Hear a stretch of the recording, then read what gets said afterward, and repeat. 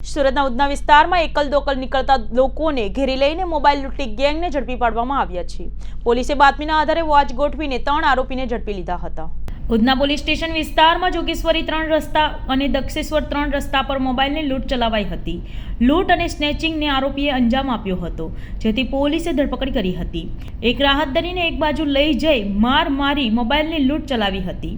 જોગેશ્વરી 3 રસ્તા પરથી આરોપીઓએ મોબાઈલની સ્નેચિંગ કરી હતી। પોલીસને બાતમી મળી હતી કે આરોપીઓ મોબાઈલ વેચવાનો પ્રયાસ કરી રહ્યા છે, જેથી મોબાઈલ વેચતા અગાઉ પકડી પાડ્યા હતા।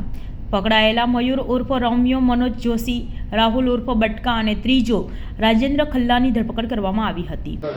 ઉધના પોલીસ સ્ટેશનની ટીમ દ્વારા 3 આરોપીની ધરપકડની કાર્યવાહી ચાલુમાં છે।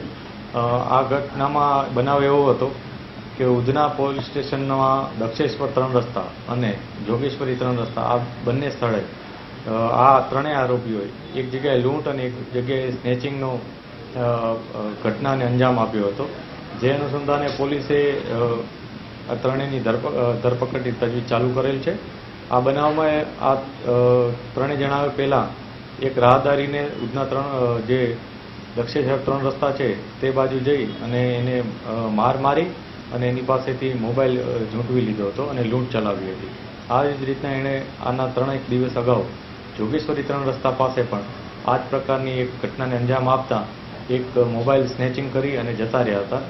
પોલીસને બાતમી મળી હતી કે આ ત્રણેય વ્યક્તિઓ આ પ્રકારનો એક મોબાઈલ જે લૂંટ અને સ્નેચિંગમાં મેળવેલ છે એ વેચવા માટે ક્યાંક પ્રયાસ કરી રહ્યા છે। તે બાબતે પોલીસે ઇન્ફોર્મેશનના આધારે ત્રણેયને પકડી પાડેલ હતા। આ 3 વ્યક્તિઓમાં એકનું નામ છે મયુર ઉર્ફે રોમિયો મનોજ જોશી, એકનું નામ છે રાહુલ ઉર્ફે બટકા પ્રકાશ પાટીલ અને ત્રીજાનું નામ છે અજય ઉર્ફે ટકલા રાજેન્દ્ર ખલા। આ 3 વ્યક્તિઓ પોલીસના હિરાસતમાં છે હાલમાં અને અગાઉ પણ આ ત્રણેય વ્યક્તિઓ લૂંટ અને આવા પ્રકારના સ્નેચિંગના બનાવોમાં સંડોવાયેલ છે, જે ઉધના, પાંડેસરા અને ખટોદરા આ 3 પોલીસ સ્ટેશનમાં આ લોકો વિરુદ્ધ ગુનો નોંધવામાં આવ્યો।